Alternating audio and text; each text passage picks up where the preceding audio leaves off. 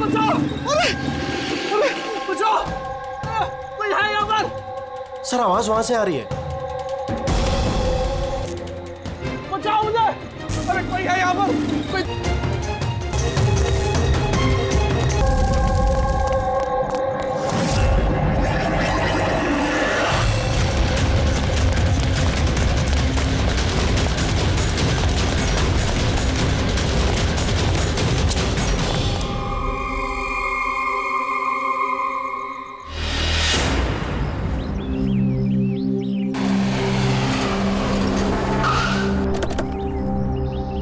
नमस्ते सर। नमस्ते सर। ये मतलब जब ये ब्लास्ट हुआ तब तुम यहीं पर थे? यस सर, मेरे साथ एक और कांस्टेबल था खरनार, उसे बहुत चोट आई है, अभी वो हॉस्पिटल में। तुम यहाँ पहुंचे कैसे? सर हम लोग नाइट पेट्रोल पे थे, यहाँ से गुजर रहे थे तभी किसी की चिल्लाने की आवाज़ आई। हमने उसे नहीं देखा, यहाँ पे पहुँचे जैसे कुछ करते कि इससे पहले ही बॉम्ब ब्लास्ट हो गया।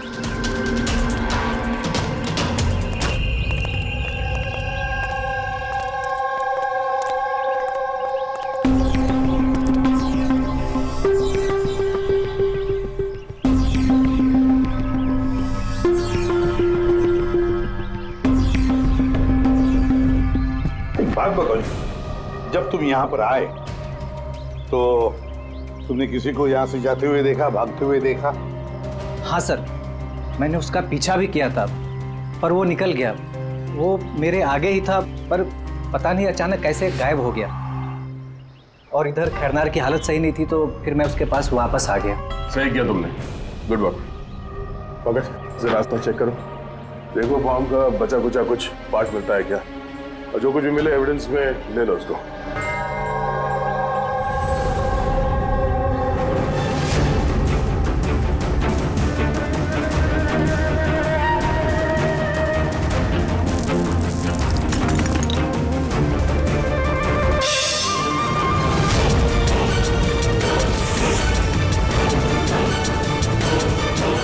Sir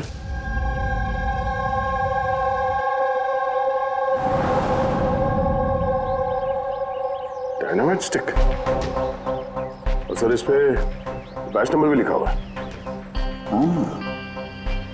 arrow dynamic. सर हाँ, ये चमक रहा है कुछ।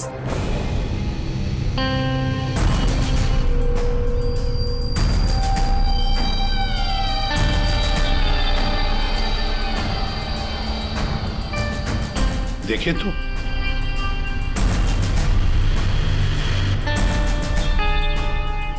गया, ये तो दांत है, सोने का दांत। एक मिनट, जरा मैग्नीफाइंग ग्लास दो।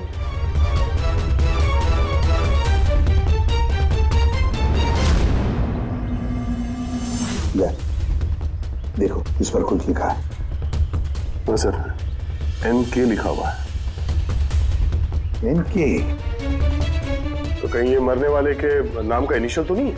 बिल्कुल हो सकता है, और कहीं ऐसा तो नहीं ये NK नाम का जो भी है किडनैप किया गया हो। और अगर किडनैप किया है तो सर उसके घर वालों ने कहीं ना कहीं तो गुमशुदा होने की रिपोर्ट लिखवाई होगी। हाँ, चेक करते हैं, देखते हैं कितने NK इनिशियल्स के कितने लोग गायब हुए हैं।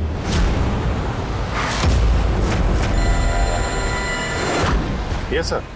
लोकल पुलिस से पता चला है कि मिसिंग कंप्लेंट नवीन कुमार की है। नवीन कुमार की पत्नी से मैंने बात भी की फोन पर। उन्होंने बताया कि नवीन कुमार का एक दांत सोने का था। है कौन है नवीन कुमार साहब? शहर के बाहर उसकी पेंट की फैक्ट्री है, और कुछ ही दिनों पहले न्यूज में भी था वो। न्यूज में? किस बात के लिए सर? पता चल जाएगा थोड़ी देर में। अच्छा देखो, इस नवीन का घर का पता भेजा है मैंने तुम्हें, और तो और उसकी बीवी को भी उसकी मौत के बारे में बताया मैंने। और अगर मेरा अंदाजा सही है तो अभिजीत, जरूर मीडिया वाले तुम्हारे से पहले वहां पहुंच गए होंगे। तमाशा करेंगे, संभाल लेना।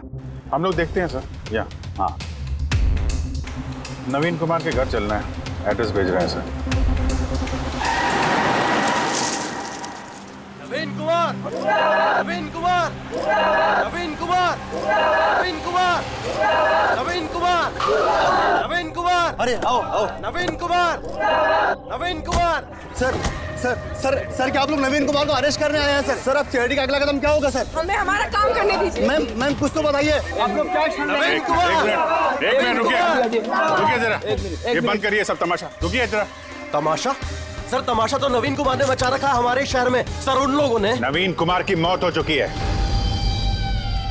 He's no more. इन्होंने मारा मेरे पति को। कौन है सबके सब?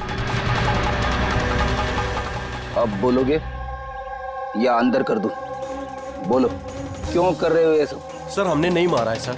सर नवीन कुमार की पेंट की फैक्ट्री है सर, जहाँ हर रोज सैकड़ों टन जहरीला कचरा नदी में बहा दिया जाता है। सर ये तो हमारे प्रोटेस्टर्स हैं, हम उनके अगेंस्ट प्रोटेस्ट कर रहे हैं। सर यकीन मानिए हम लोग क्रिमिनल्स नहीं हैं, हम लोग सोशल वर्कर्स हैं सर। झूठ बोल रहा है ये। धमका के रखा था इसने मेरे पति को। रोज धमकी देता था। नहीं सर मैं कोई धमकी नहीं देता था, वो तो कोई और लोग हैं सर। कौन है बोलो? सर ये वही लोग हैं जो सोशल सर्विस के नाम पर गलत काम करते हैं, लॉ एंड ऑर्डर का मिसयूज करते हैं सर। सर मैं और मेरे प्रोटेस्टर्स हम उन लोगों में से नहीं है सर। किस तरह की धमकी मिलती थी आपके पति को? हुआ क्या था? ये लीजिए चाय। अरे वाह, गर्मा गर्म चाय। अच्छा उस एनजीओ का क्या हुआ? उन एनजीओ ने तो नाक में दम कर रखा है। फैक्ट्री में वर्कर्स को काम ही नहीं करने दे रहे। अब तो सर से पानी ऊपर निकला जा रहा है। लगता है पुलिस को इन्वॉल्व करना पड़ेगा। सुनिए। वाह नवीन साहब, आप जैसे शरीफ लोग अब पुलिस के पास जाने लगे। तुम अंदर कैसे आया? आपको याद दिलाने आया हूँ कि जो आप कर रहे हैं वो गलत कर रहे हैं। अभी भी वक्त है, सुधर जाइए। शट अप, सारा जबान मत चलाओ। अभी के अभी इस घर से निकल जाओ। I said get out. कहाँ घुसने से रोकोगे तुम? किस किस को रोकोगे? हम जैसे लोग तुम जैसों से डरते नहीं है, समझे? पता है क्यों? क्योंकि हम तुम्हारी तरह गलत काम नहीं करते। आज तो मैं तुम्हारे घर में घुसा हूँ। अगर तुमने अपने फायदे के लिए मासूमों की जिंदगियों से खेलना बंद नहीं किया ना, तो तुम्हारी फैक्ट्री में घुसेंगे। तुम जैसे गुंडों से निपटना मुझे अच्छी तरह आता है, और ये फालतू की धमकियां ना किसी और को जाके देना। मुझे जो करना है मैं करूंगा, और तुम्हें जो करना है ना कर लो। मैं धमकी नहीं दे रहा हूँ, समझा रहा हूँ। अगर तुमने अपने उल्टे काम बंद नहीं किए ना, तो तुम्हारी फैक्ट्री तो मैं बंद करवा के ही रहूंगा। तू मेरी फैक्ट्री बंद कराएगा? मेरी फैक्ट्री बंद कराएगा तू? सुनिए प्लीज आप शांत हो जाइए और आप इन्हें परेशान करना बंद कीजिए। आप जाइए यहाँ से प्लीज। प्लीज कह रही तुम इसे? इससे तो मैं लात मार के घर से बाहर चल दौड़ निकल। ये कहां से आवाज आई है?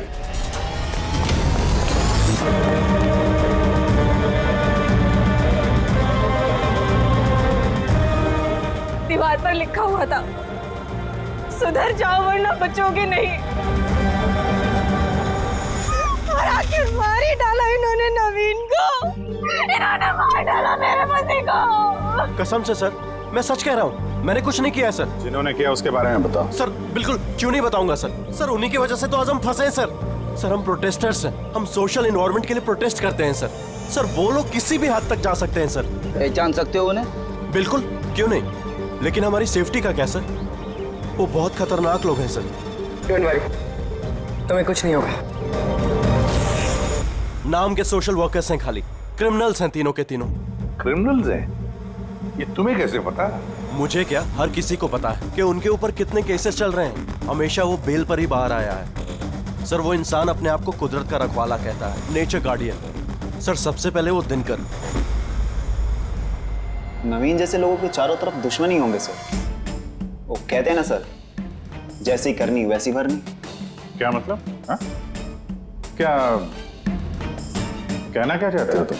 इतने मासूम लोग की जिंदगी उसने खराब की थी सर। हो सकता है उसी में से किसी ने बदला लिया होगा। किसी ने क्यों? हम तो कहते हैं कि बदला तुमने ही लिया होगा, तुम्ही ने मारा होगा उसे। नहीं सर, मुझे उससे कोई पर्सनल दुश्मनी नहीं थी। मैं उसको क्यों मारूंगा? क्योंकि तुम्हें नवीन के तौर तरीके से तकलीफ थी। क्यों? सर अगर मुझे ऐसा करना होता तो मैं कब का कर चुका होता। नवीन न जाने कितने सालों से हमारे वातावरण में जहर घोल रहा था। तो खुशी तो बहुत मिली होगी तुमको, नवीन की मौत की खबर सुन के। किसी और ने तुम्हारा काम कर दिया, क्यों? नहीं सर, मुझे उससे कोई हमदर्दी नहीं थी, लेकिन मैंने नहीं उसको मारा। हम क्यों माने कि तुम सच बोल रहे हो? सर, जिस वक्त की आप बात कर रहे हैं उस समय मैं यूनिवर्सिटी में लेक्चर दे रहा था। आप चाहे तो प्रोफेसर देसाई से बात कर सकते हैं, उस वक्त मैं वहीं पे था। सर, पल्लवी वो हर दूसरे दिन न्यूज पर दिखते रहती है किसी न किसी से झगड़ा करते हुए। सर, सोशल वर्क की फील्ड में आप किसी भी इंसान से पूछिए उसके बारे में, सबको पता है वो कैसी है, वो अपनी टीम से कैसे उल्टे सीधे काम करवाती है। हाँ तो करती हूँ मैं टेढ़े काम, सीधे तरीके से लोगों को बात कहाँ समझ में आती है। लेकिन मैं सीधे सीधे पॉइंट पे आती हूँ। हमें लगता है कि तुमने नवीन का खून किया है। मैडम, अगर आपको ऐसा लगता है तो आप अपना और मेरा दोनों का टाइम वेस्ट कर रही हैं। आई एम एन एक्टिविस्ट, मैं कोई क्रिमिनल नहीं हूँ। लेकिन हमने तो सुना है कि आप आए दिन किसी न किसी कंट्रोवर्सी में फंसी रहती हो। सर, बात ऐसी है कि अगर कोई सच्चा इंसान हिम्मत करके सही के लिए खड़ा होता है ना, तो लोग डर जाते हैं, सहन नहीं कर पाते, खास करके अगर वो एक लड़की हो। आप तो जानते हैं ना सोसाइटी की मेंटेलिटी को। अच्छा, लेकिन हमें तो आपकी मेंटालिटी सही नहीं लगती। क्यों? सिर्फ इसलिए कि मैं किसी से डरती नहीं, आपसे भी नहीं, इसीलिए मैं क्रिमिनल हो गई। वैसे भी कल रात को मैं न्यूज़ लाइव के डिबेट पे थी, आप चाहे तो चेक कर सकते हैं। मैं चाहूंगी तो नवीन का खून नहीं कर सकती थी। मैडम, आप ये काम अपने आदमियों से भी करवा सकती है। तो ठीक है, अगर आपको इतना कॉन्फिडेंस है तो प्रूव कर दीजिए और डाल दीजिए मुझे जेल में। वो प्रकाश, वो हर रोज किसी न किसी को गालियां देता है अपने सोशल ब्लॉग में। उन्हें जो पॉल्यूशन फैला रहे हैं सर, वो लोगों को उकसाता है, भड़काता है उनके खिलाफ। मैं घर पर ही था सर, अपना ब्लॉग लिख रहा था, जैसे हमेशा लिखता हूँ। हमेशा की तरह लोगों को भड़का रहे थे, उनका ब्रेन वॉश कर रहे थे नवीन जैसे लोगों के खिलाफ। क्यों? सर, नवीन से मेरी कोई जाति दुश्मनी नहीं थी और पर्यावरण के लिए मैं अवेयरनेस स्प्रेड करता रहता हूँ। जाति दुश्मनी नहीं थी तो हमेशा तुम्हारे ब्लॉग में नवीन का नाम क्यों होता है? वो भी टॉप 4-5 लोगों में। कल भी जो ब्लॉग लिख रहे थे उसमें नवीन का नाम था ना? हाँ सर, नवीन का नाम था उसमें, और इस बात को मैं छिपाऊंगा भी क्यों? वो गलत आदमी था, लेकिन इसका मतलब ये तो नहीं है कि मैं उसको जान से मार दूंगा। क्यों नहीं मारोगे? ऐसे लोगों से तो तुम्हें सख्त नफरत है ना? तुम्हें लगा होगा कि तुम्हारी सारी मेहनत बेकार जा रही है, और फिर नवीन को इतने समझाने के बाद भी नवीन एनवायरनमेंट को खराब किए जा रहा था, इसलिए तुम्हें गुस्सा आ गया और फिर तुमने नवीन को खत्म कर दिया। मैं एक रिस्पॉन्सिबल सिटीजन, कोई क्रिमिनल नहीं हूं सर। मेरा काम ही यही है, अपने ब्लॉग के जरिए अच्छे और बुरे का फर्क समझाना, किसी को नुकसान पहुंचाना नहीं। सर, इंटरोगेशन में तो कोई भी डरा हुआ नहीं लग रहा था। हाँ, डरे हुए तो नहीं लग रहे थे, फिर भी इन तीनों पे कड़ी नजर रखनी चाहिए। क्यों सर? फ्रेडी, डर बहुत अजीब चीज होती है। अगर इन तीनों में से किसी ने खून किया है तो जरूर डर के मारे वो कोई ना कोई गलती करेगा, कोई ना कोई गलती जरूर करेगा।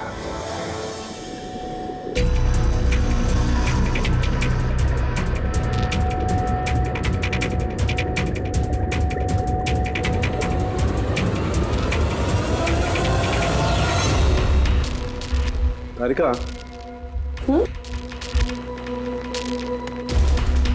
देखो इस पर कोई फिंगरप्रिंट है क्या? चेक करो।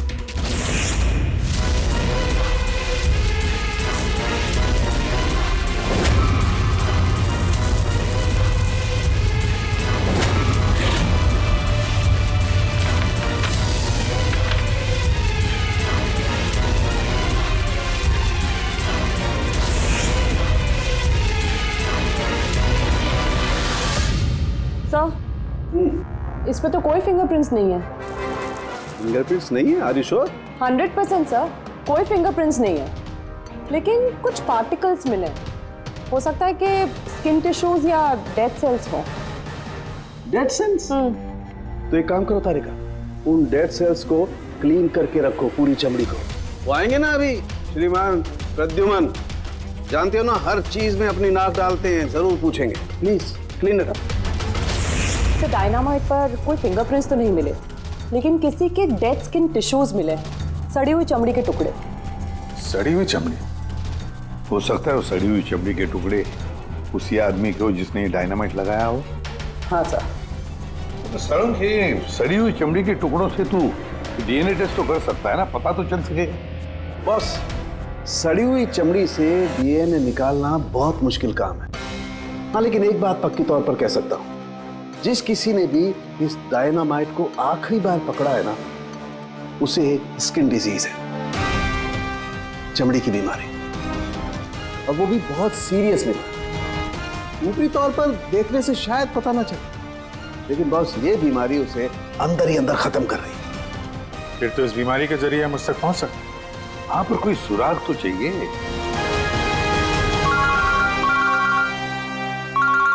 हेलो, एसीपी प्रद्युमन है?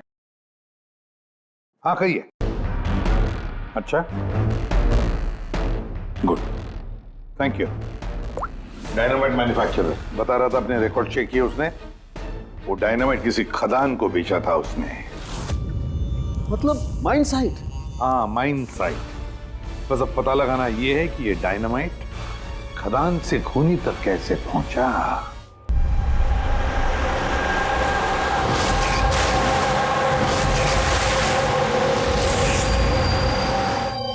एक डायनामाइट उधर लगाओ, ठीक है? और एक 50 मीटर की दूरी पर वहां पर लगाओ। जी सर। और एक उधर भी लगा सकते हो तुम। जी सर। और एक सीधे लगाओ वहां पर, बिल्कुल 50 मीटर की दूरी पर, और ये 6-6 सेकंड में ब्लास्ट होने चाहिए। जी सर। ओके। और कहां लगा सकते हैं? शायद वहां बीच में फिट करें हम। एक्सक्यूज मी, मिस्टर विनीत आप हैं? यस, आप कौन हैं? आप इस साइट के मैनेजर हैं? लेकिन बात क्या है वैसे? देखिए विनीत जी, जब मैन्युफैक्चरिंग कंपनी से डायनामाइट तुम्हारे यहाँ आते हैं, मेरा मतलब है यहाँ माइन साइट पर, उसके इंचार्ज तो तुम ही होंगे ना? इंचार्ज तो मैं ही हूँ, लेकिन कंसाइनमेंट के बाद ऑपरेटर टीम भी इसे हैंडल करती है। मैं इसे अकेला नहीं संभालता। हमने पूछा आपसे कि डायनामाइट्स कौन संभालता है? जरा ये डायनामाइट स्टिक के ध्यान से देखिए। क्या बैच नंबर देख के बता सकते हैं कि इस लॉट के बाकी के डायनामाइट स्टिक्स इस वक्त कहाँ हैं? साहब, ये लास्ट कंसाइनमेंट का लगता है, अभी यूज नहीं हुआ है, गोदाम में पड़ा होगा। चलो दिखाओ। विनीत, जब ये डायनामाइट का कंसाइनमेंट यहाँ पर आता है तो उसे चेक भी तुम ही करते होंगे, तुम जो इंचार्ज हो, है ना? हाँ हाँ हाँ, ऑफ कोर्स सर। तो आपको इस बैच के कंसाइनमेंट में कोई गड़बड़ लगी? गड़बड़? नहीं नहीं, नॉर्मल तो था जैसा होता है, पर आप ऐसा क्यों पूछ रहे हैं? नॉर्मल जो है जैसे होता है। और बॉक्स पे 10 सेट लिखे हुए सर, जरा इसको खोल के देखना कितने, गिनो।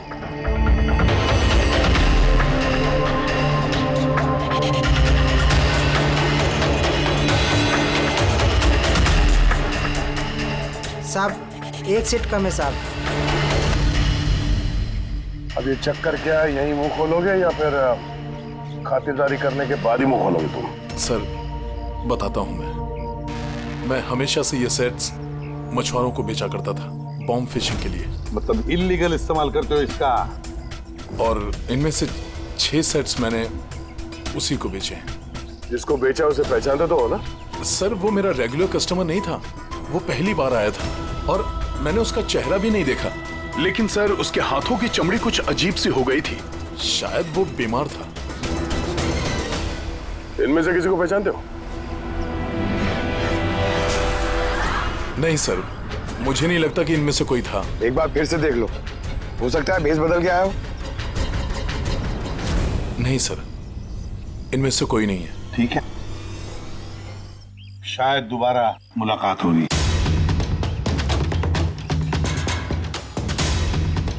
सर मुझे लगता है हमें उन लोगों की लिस्ट बनानी चाहिए जिन्हें इस तरह की बीमारी है। आई नो थोड़ा मुश्किल है, बट ट्राई करते हैं सर। नहीं, ट्राई तो करना ही पड़ेगा दया। सबसे बड़े बड़े हॉस्पिटल और छोटे से छोटे नर्सिंग होम, क्लिनिक्स में जाकर पता लगा इस बीमारी वाले पेशेंट्स के बारे में।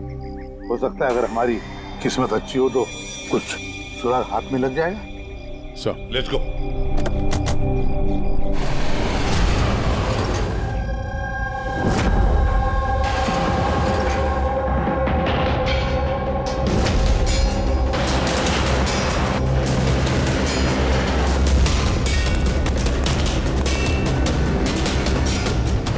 देखिए, ऐसी बीमारी हजारों में किसी एक को होती है।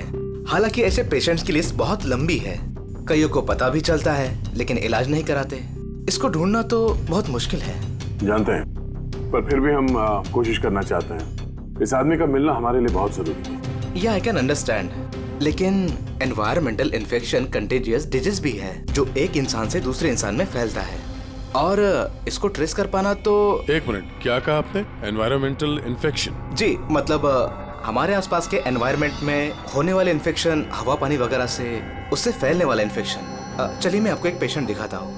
न्यूरोलॉजिकल इनस्टेबिलिटी, ये बीमारी पेशेंट के दिमाग पर धीरे धीरे गहरा असर डालती है। वो अपना आपा भी खोने लगता है, उसका दिमागी संतुलन भी खो सकता है, जैसा कि नीरज ने खोया है। और फिजिकल कंडीशन, आई मीन ऐसे पेशेंट्स में ये तेजी से भाग सकते हैं वगैरह ये लोग? हाँ, नॉर्मली चल फिर तो सकते हैं, लेकिन अगर बीमारी एडवांस स्टेज की है तो दौड़ना उसके लिए पॉसिबल नहीं।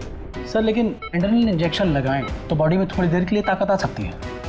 हाँ, लेकिन उसका साइड इफेक्ट बहुत होता है सर। एड्रेनलिन इंजेक्शन देना बहुत रिस्की होता है। रिस्की हो सकता है, पर इस मुजरिम का जो मानसिक संतुलन जिस हिसाब का है, तो हो सकता है उसे साइड इफेक्ट से कोई फर्क ना पड़ता हो। लेकिन अगर वो वाकई नीरज की तरह मेंटली अनस्टेबल है तो फिक्र आप लोगों को करनी चाहिए। क्या मतलब? मतलब ये कि अगर वो एक खून कर चुका है तो दूसरा भी कर सकता है।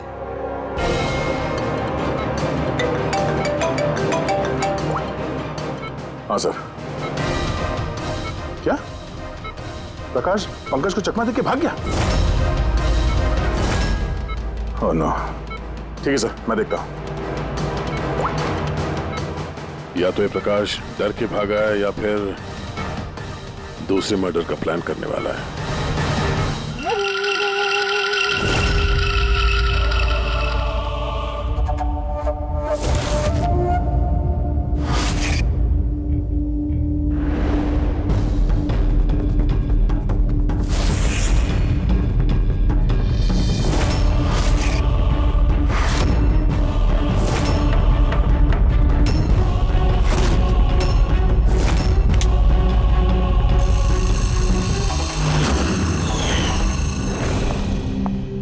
अरे पापा, आज आप जल्दी उठ गए। Good morning. ये रही आपकी चाय, पी लीजिए वरना ठंडी हो।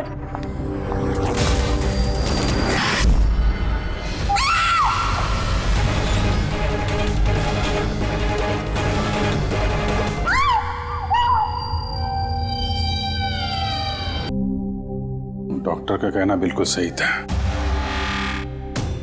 ये खूनी पागल हो गया, दिमागी हालत ठीक नहीं है इसकी।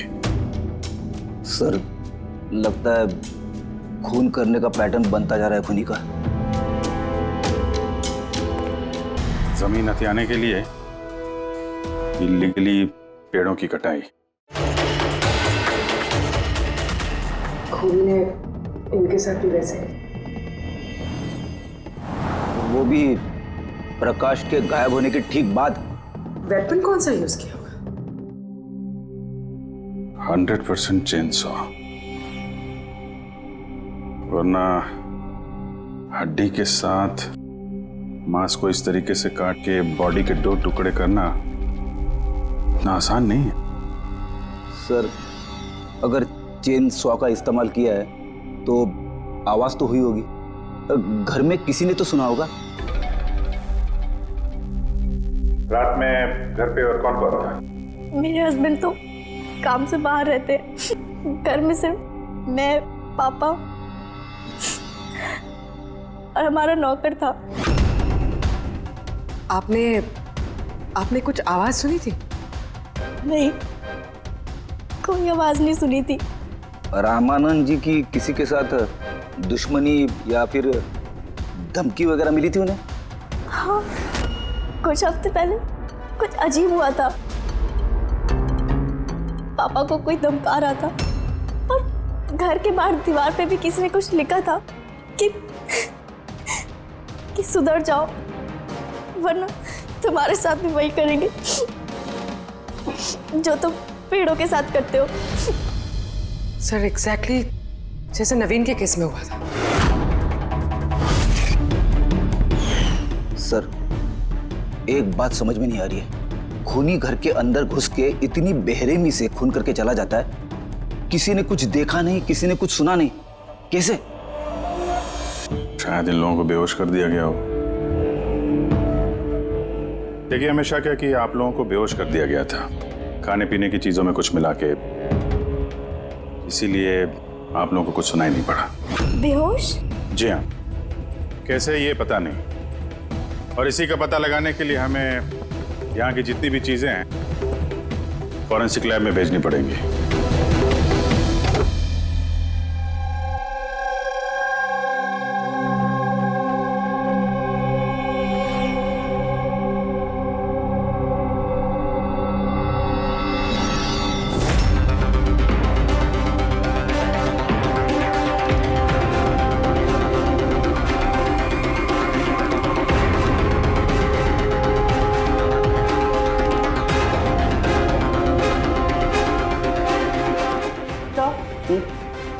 घर पे जितनी भी खाने की चीजें थी सब चेक कर ली, और पीने की भी। कोई भी नींद की दवाई नहीं मिली। No sedatives. नहीं मिली? Are you sure? एब्सोल्युटली। लेकिन तारिका, सब लोग बेहोश तो थे, इसका मतलब कोई ना कोई तो नशीली दवाई होगी जिसकी वजह से वो बेहोश हुए। खाने में पीने में किसी चीज में तो होनी चाहिए, इसमें थी।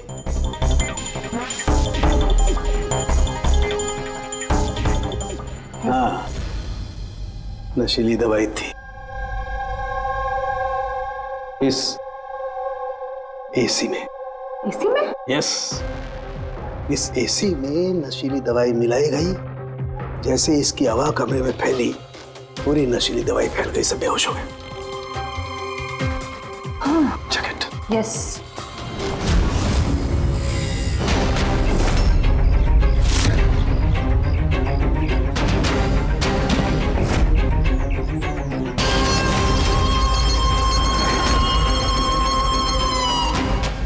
साउंड के, तो हवा में तीर तो नहीं मार रहा? ऐसा कैसे हो सकता है? ऐसा ही हुआ है बॉस। एसी में नशीली दवाई थी। मुझे एसी के ब्लोअर में, उसके फिल्टर में, सब जगह सेडेटिव मिला है, और वो भी बहुत हाई डोज। माय गॉड, ये कैसे हो सकता है यार? बॉस, एसी में सेडेटिव था, नशीली दवाई कमरे में फैली, सब लोग बेहोश हो गए। पूनी आया, उसने रमनन का खून बड़े इत्मीनान से किया और चला गया। किसी ने कुछ नहीं सुना। अच्छा चल ठीक है। सालुंके का फोन था, बता रहा था रमानंद के घर में जो एसी है उसमें से नशीली गैस छोड़ी गई थी, एनेस्थेटिक गैस।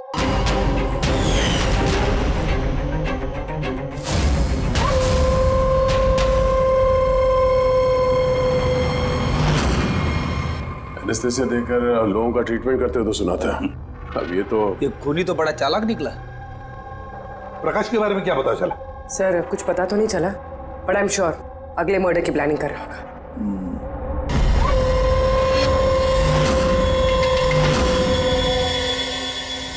लेकिन अगर खूनी बीमार है तो ये प्रकाश तो अच्छा खासा भाग रहा था। सर, ऐसा भी तो हो सकता है कि उसने किसी और से खून करवाया हो।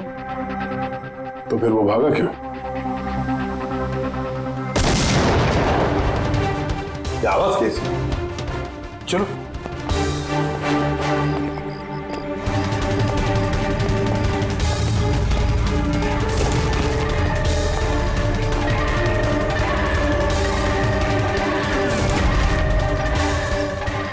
तुम्हारा काम मैं कर रहा हूं एसीपी। शहर की सफाई, मेरे रास्ते में जो भी आएगा उसे भी साफ कर दूंगा। कौन है ये? सर, लगता है खूनी को पता चल गया हम उसके पीछे, इसलिए बौखला गया। रुक! पकड़ो उसे!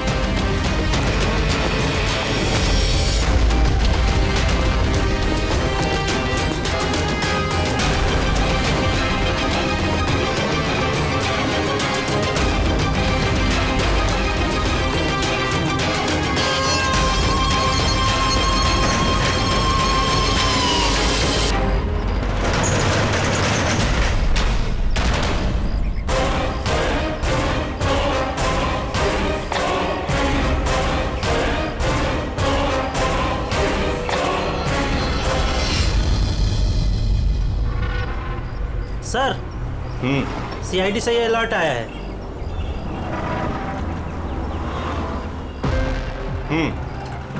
ये सब वही लोग हैं जिनको नॉइस पोल्यूशन की धमकियां मिली हुई हैं। सखाराम, हाँ? वो क्लब का मालिक याद है? अरे जिसको पिछले दिनों धमकी मिली थी। कौन सर? वो वीर। अच्छा सखाराम, उसके खिलाफ कोई कंप्लेंट आई है क्या? हाँ सर, वो रेजिडेंशियल एरिया है ना, तो आसपास के घर से 2-4 कंप्लेंट आई हैं कि देर रात तक म्यूजिक तेज आवाज में बजता है, यही सब है। शोर मतलब नॉइस पॉल्यूशन। सखाराम तुम एक काम करो। हाँ सर। आप सीआईडी ब्यूरो में फोन लगाइए अभी और इसी वक्त।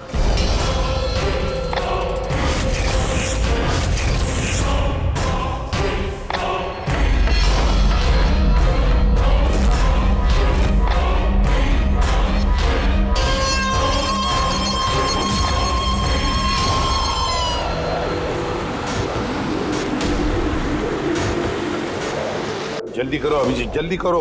We are on the way sir. Club La Mesa का मालिक है, उसका नाम है वीर। लेकिन सर बात क्या है? क्या? लोकल इंस्पेक्टर से पता चला है कि वीर को भी वैसे ही धमकी मिली है, और वो भी नॉइज पोल्यूशन फैलाने के लिए। सॉरी सर, लेकिन नॉइज पोल्यूशन बड़ा ज्यादा नहीं हो गया? पूर्वी, उसका दिमागी संतुलन ठीक नहीं है, तो ये खूनी कुछ भी कर सकता है। डोंट वरी सर, वो खूनी अगर वहां पर है तो इस बार हमारे हाथों से नहीं बचेगा। ये प्रकाश अभी भी लापता है और वीर की जान को खतरा है। कुछ भी करके उसे सही सलामत अपने पास लेकर आओ।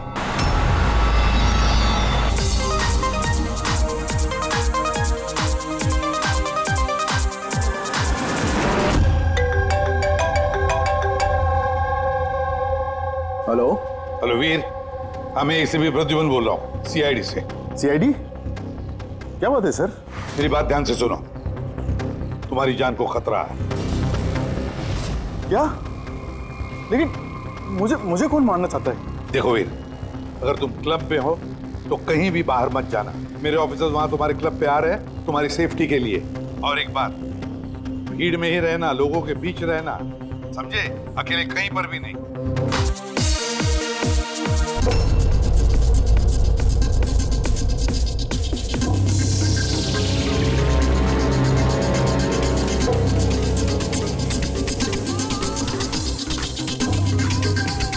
देखो, मैं अपने केबिन में जा रहा हूँ, ठीक है? और किसी को भी अंदर मत आने देना, अंडरस्टैंड? किसी को भी अलाउ मत करना।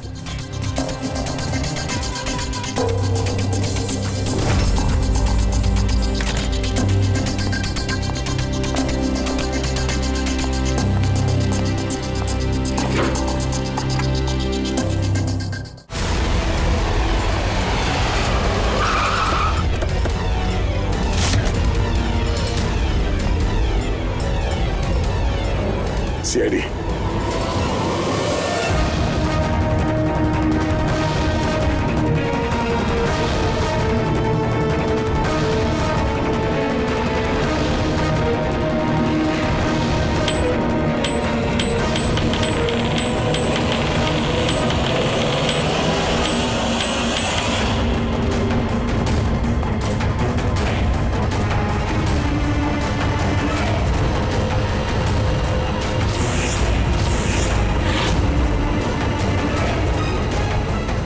सुनो इधर आओ।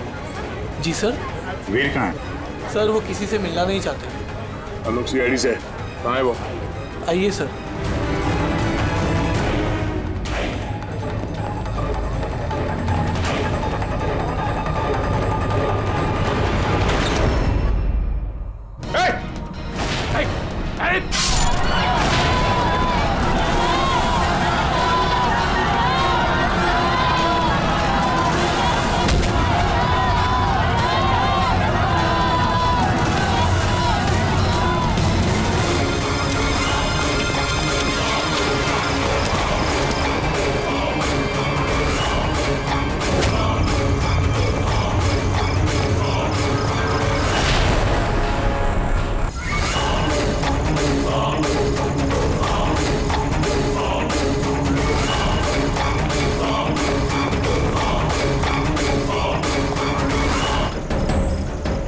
क्या कहा वो?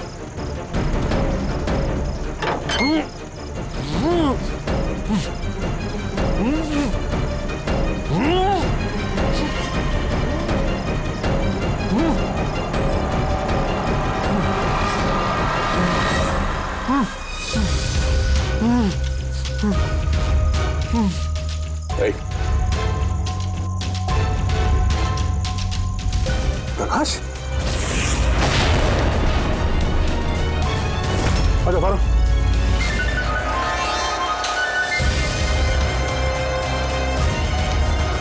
यहाँ कर क्या रहा था? हैं? नाटक कर रहा था क्या हमसे छुपने के लिए? नहीं अभिजीत, लगता तो नहीं है। इसके हाथ पैर बंधे हुए थे। लगता है किसी ने हाथ पैर बांध के इसे यहाँ फेंक दिया। पूर्वी, एसीपी साहब को फोन करके बताओ कि प्रकाश मिल गया और मरहम पट्टी भी करो। सर जाओ। चलिए। समझ में नहीं आता, हर बार हाथ से निकल कैसे जाता है, गायब कहाँ हो जाता है? उसे आसमान खा गया या जमीन निकल गई।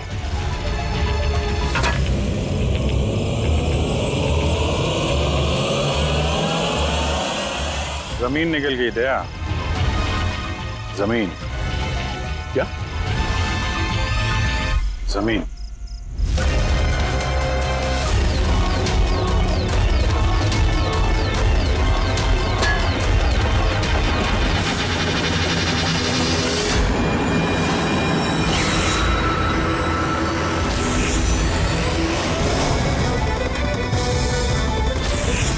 बाहर निकल। क्यों? खून करते वक्त तुम्हारे हाथ नहीं कांपे, अब कांप रहे? जेल जाने के डर से? यह एड्रेनलिन का असर खत्म हो गया। हाँ? जिस इंजेक्शन के दम पे तुम भाग रहे थे उसका असर खत्म हो चुका है। अब मुंह खोलोगे भी या मुंह खोलने के लिए और एक इंजेक्शन देना पड़ेगा? मुझे कोई मजा नहीं आता इंजेक्शन लेने में। ये मेरी एक मजबूरी है जो मुझे लेना पड़ता है। एक वक्त था जब मैं हट्टा कट्टा और मजबूत था। एक दिन मेरा एक बुरा वक्त आया और मुझे इस बीमारी ने घेर लिया। फैक्ट्री, मिलों से निकलने वाला जहरीला धुआं और कचरा, जो पोल्यूशन, उससे लाखों लोग इन्फेक्टेड थे। पता नहीं रोज कितने पेशेंट आते थे। उनके साथ रहते रहते मैं भी बीमार हो गया। ये बीमारी कब हुई तुम्हें? 6 महीने पहले। और उन 6 महीनों में इस बीमारी ने तुम्हारे शरीर के साथ साथ तुम्हारे दिमाग पर भी असर करना शुरू कर दिया। तुम्हें पता है तुमने क्या किया? हाँ? मैंने किसी का कुछ नहीं बिगाड़ा। बिगाड़ा उन लोगों ने। हवा, पानी, सब में जहर घोल दिया।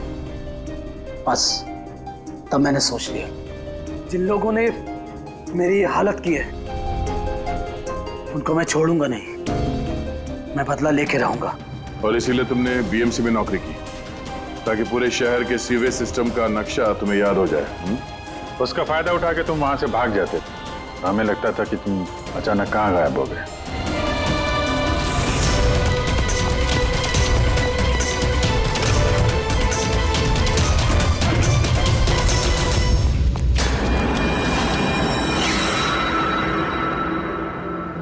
एक बात समझ में नहीं आ रही है, प्रकाश ने तुम्हारा क्या बिगाड़ा था? हाँ, उसे किडनैप क्यों किया?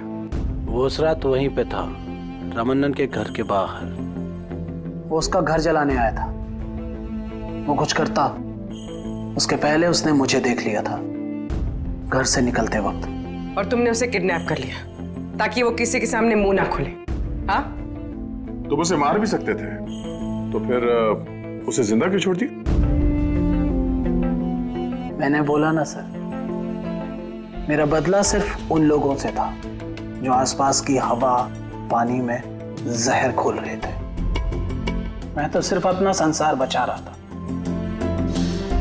मैं कोई बचपन से खूनी नहीं हूं। दुनिया बदलने का ठेका तुम्हें दिया किसने?